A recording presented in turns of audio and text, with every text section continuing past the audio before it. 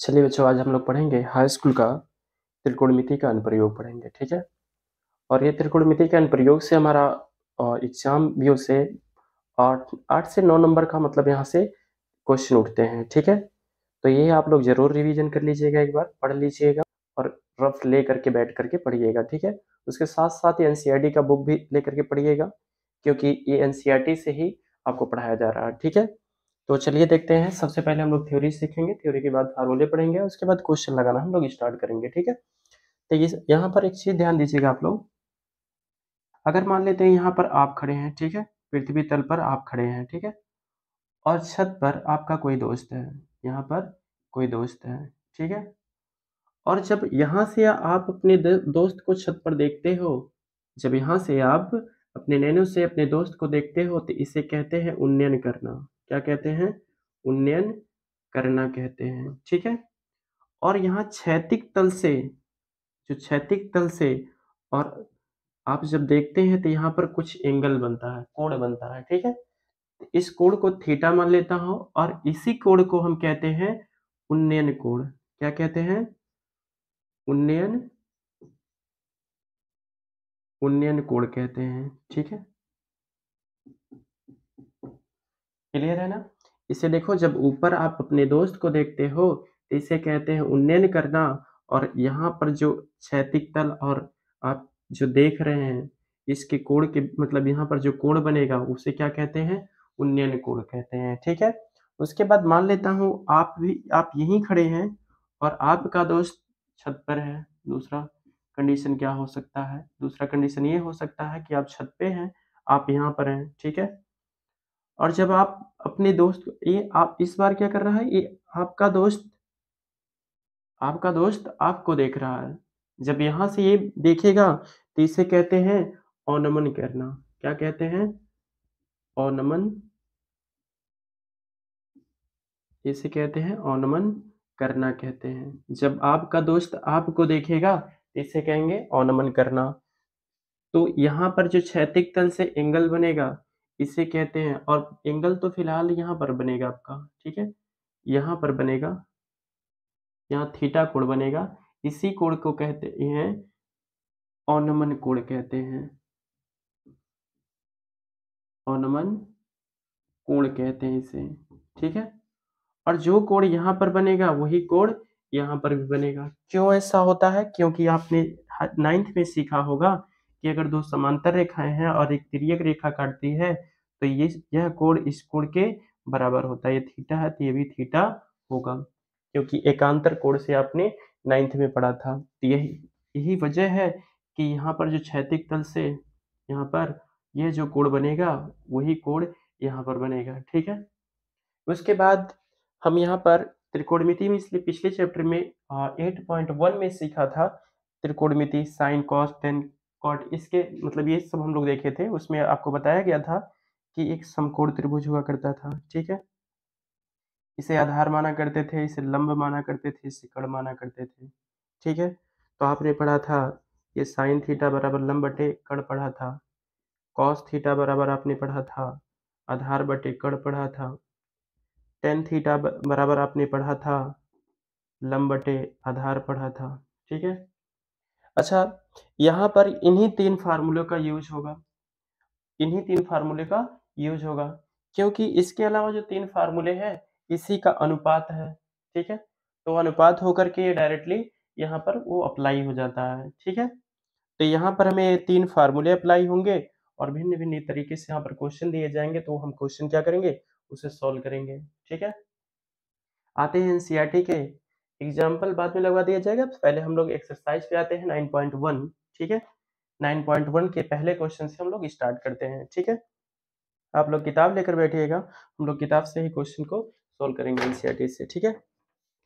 चलिए बच्चों, हम लोग एनसीईआरटी के 9.1 का जो पहला क्वेश्चन है, जो क्वेश्चन नंबर जो फर्स्ट है, उसमें ये कहा जा रहा है, मैं क्वेश्चन को एक बार पढ़ दे रहा हूँ। इसमें कहा गया है कि सर्कस का एक कलाकार एक 20 मीटर लंबी डोरी पर चढ़ रहा है, जो अच्छी तरह से तनी हुई है और भूमि पर सीधे लगे खंभे के शिखर से बांधा हुआ है, ठीक है। यदि भूमि स्तर के साथ डोर का बनाया गया कोण 30 अंश हो तो खंभे की ऊंचाई ज्ञात कीजिए। यहाँ पर ध्यान दीजिएगा, चित्र भी आपको दे रखा है, इसमें चित्र इस तरह से दे रखा है। ये खंभा है, ठीक है, ये क्या है, खंभा है, ठीक है, और यहाँ पर ये जो डोर बांधा गया भूमि से, यहाँ से क्या कर रहा है, 30 अंश का कोण बना रहा है, और इस डोर की लंबाई जो है 20 मीटर दे रखा है, ठीक है। इसका नामकरण भी किया है, इसका नाम ए दे रखा है, इसका नाम बी दे रखा है, इसका नाम सी दे रखा है। आपसे पूछा गया है, इस खंभे की ऊंचाई पूछा गया है, खंभे की ऊंचाई पूछा गया है। तो चलिए सॉल्व करते हैं। जो क्वेश्चन नंबर पहला है, खंभे की ऊंचाई पूछा गया है, तो यहाँ पर लिखेंगे सबसे पहले चित्रानुसार लिखेंगे। क्या लिखेंगे, चित्रानुसार। चित्रानुसार हम किस में बात करेंगे, ए बी सी में, त्रिभुज ए बी सी में, ठीक है। तो देखोगे इसके लंब और कर्ण के रिस्पेक्ट में कौन आता है, तीनों में देखोगे साइन कॉस टेन में लंब और कर्ण के रिस्पेक्ट में आता है आपका साइन। तो आपको पता है कि जो साइन थीटा होता है वो क्या होता है, लंब बटे कर्ण होता है, ठीक है। ये जो थीटा का मान है वो कितना है, 30 अंश है, तो 30 अंश रखोगे, ठीक है। उसके बाद यहाँ पर जो लंब का मान है वो एच है, आपने मान रखा है। उसके बाद यहाँ पर के का मान कितना दे रखा है, 20 मीटर दे रखा है, कितना दे रखा है, 20 मीटर दे रखा है, तो 20 मीटर रख दीजिए। यहाँ साइन 30 अंश है, ठीक है, यहाँ पर साइन 30 अंश है, ठीक है। तो यहाँ पर क्या करोगे, साइन 30 अंश बराबर जो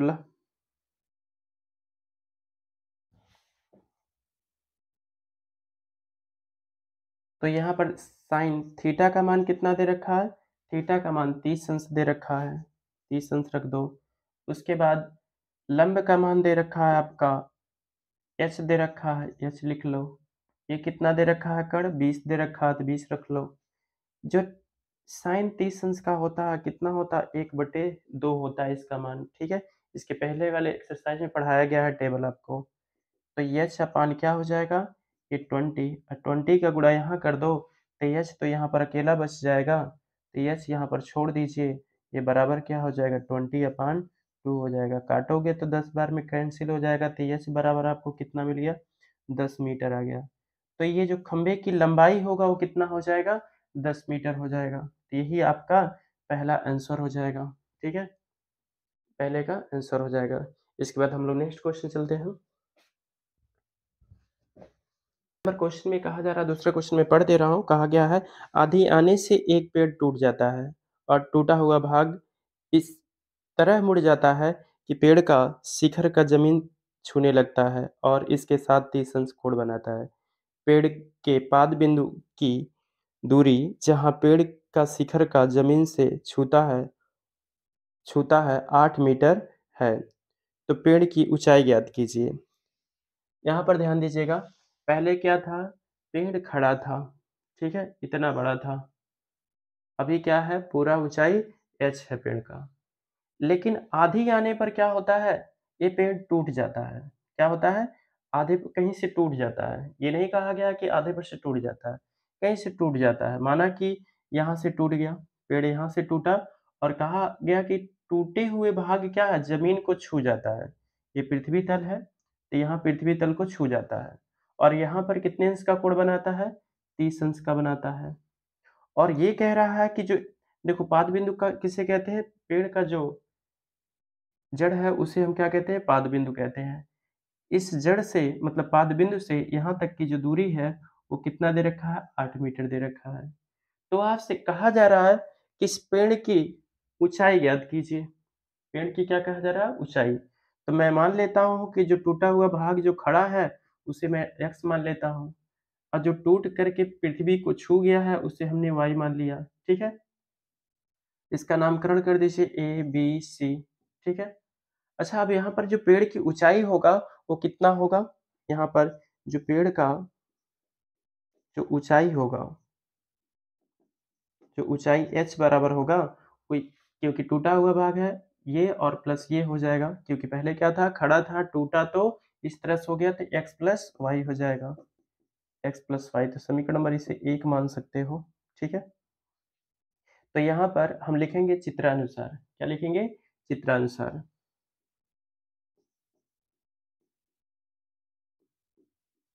चित्रानुसार।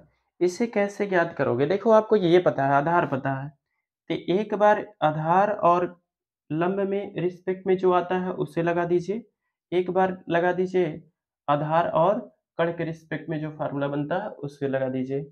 उसके बाद x और y का मान ज्ञात कर लीजिए और उसके बाद मान पुट कर दीजिए इसमें, तो पेड़ की ऊंचाई आ जाएगी।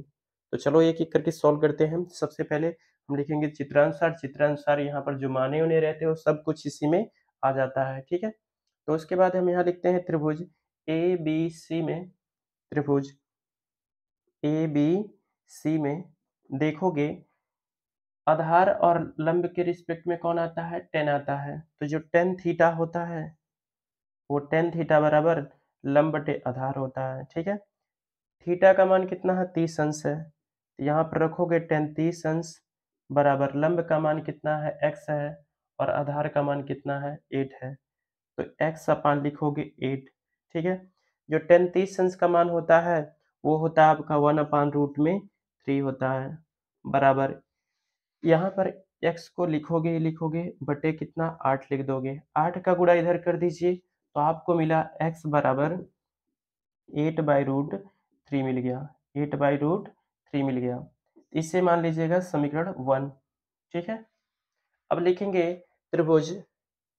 अब फिर अगला स्टेप क्या करोगे? y का मान ज्ञात करना है। तो इस आधार और कर्ण के रिस्पेक्ट में कौन आता है? cos थीटा आता है। यहाँ पर क्या आता है? cos theta. जो cos थीटा होता है वो होता है आधार बटे कर्ण होता है, ठीक है। इसके बाद आधार जो थीटा का मान है वो कितना है? 30 अंश है। तो यहाँ पर रखिए cos 30 अंश बराबर आधार का मान आपको 8 पता है और कर्ण का मान आपको y पता है, इसे रख दीजिए। जो cos 30 अंश का मान होता है वो होता है आपका √3/2 होता है। √3/2 बराबर x अपान 8/y है, सॉरी अपान y होगा, ठीक है।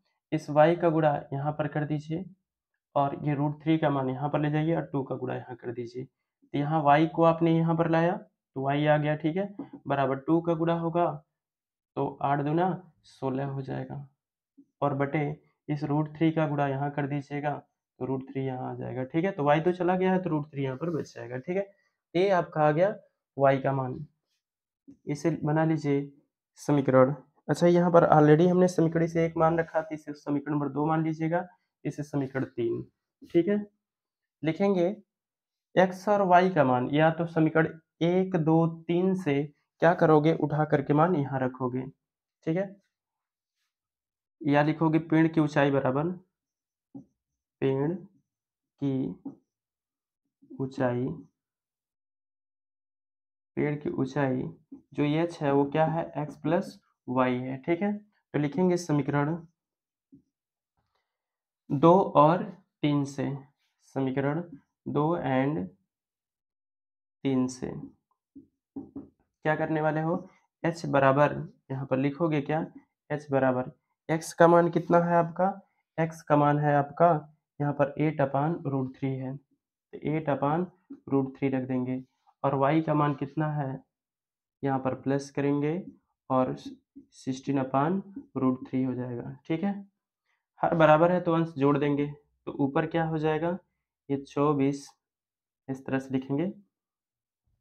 हर जब बराबर है तो 8 प्लस 16 कर देंगे, नीचे √3 हो जाएगा, ठीक है।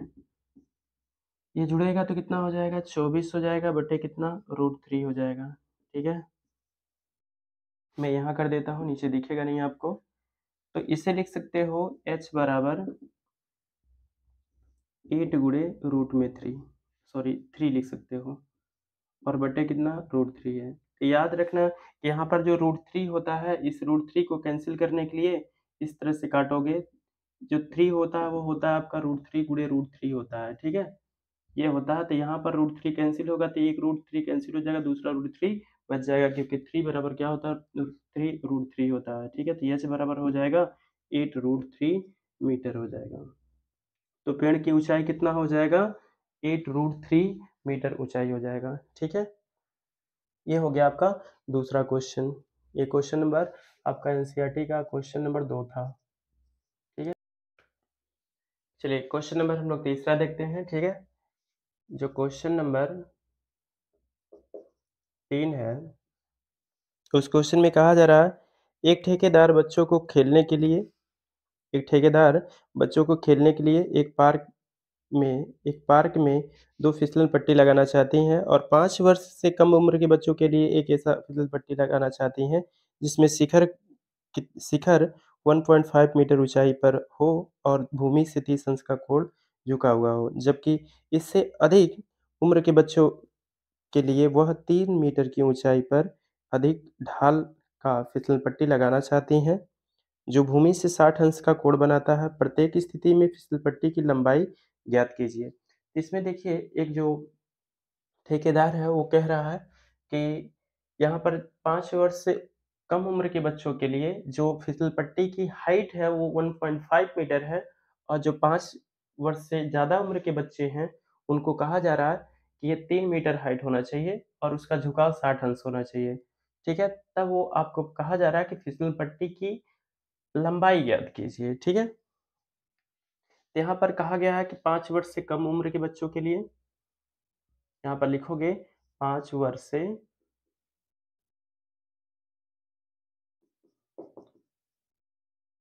कम उम्र के लिए बच्चों के लिए होगा। ठीक है, और यहाँ पर 5 वर्ष से अधिक उम्र के बच्चों के लिए बनवाना चाहती हैं। ठीक है,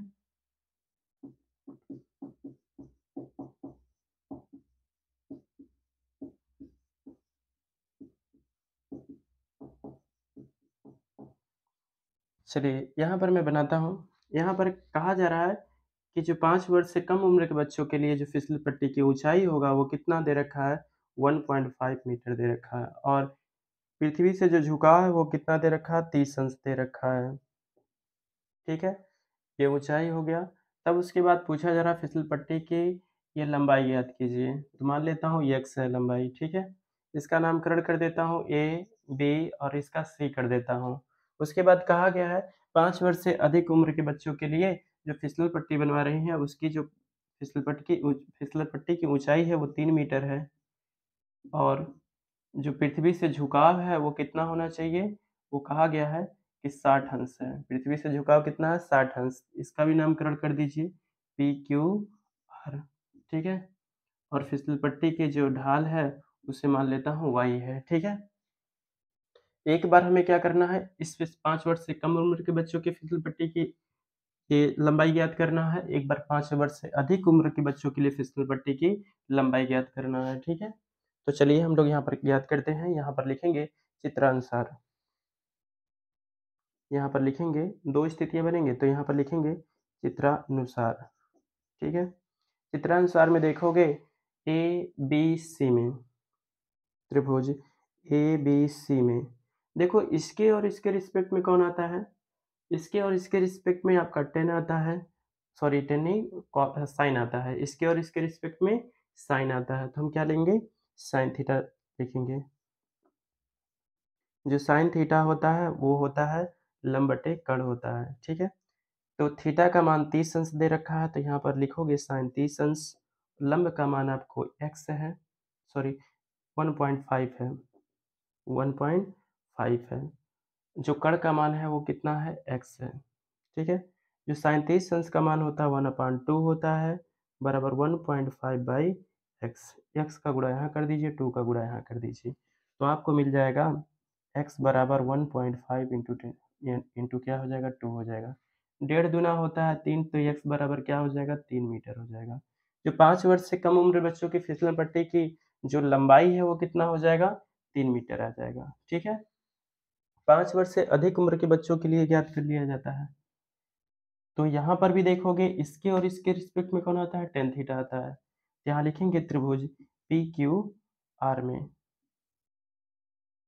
ठीक है, तो लंब और कर्ण के रिस्पेक्ट में साइन आता है तो साइन क्या करेंगे, साइन फार्मूला तो लिख ही दिया गया है, साइन क्या रख करोगे, 60 अंश लिख दोगे और लंब का मान 3 है तो 3 रख दीजिए और कर्ण का मान y है तो y रख दीजिए, ठीक है।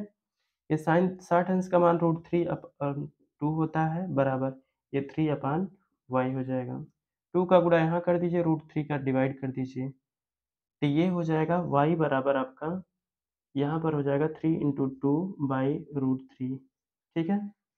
तो यहाँ पर जब ये √3 से काटोगे तो यहाँ √3 बच जाएगा, तो यहाँ पर आपका मिल जाएगा y बराबर ये 2√3 मीटर हो जाएगा। तो जो 5 वर्ष से अधिक उम्र के बच्चों के लिए फिसल पट्टी लगाई जाएगी, उसकी जो ढलान होगी, ढलान की लंबाई होगी, वो कितना होगा, ये 2√3 हो जाएगा। फिसल पट्टी की लंबाई क्या हो जाएगा, 2√3 मीटर हो जाएगा, ठीक है। तो यहाँ पर होता है तीसरा क्वेश्चन समाप्त, तो इसे नोट कर लीजिए।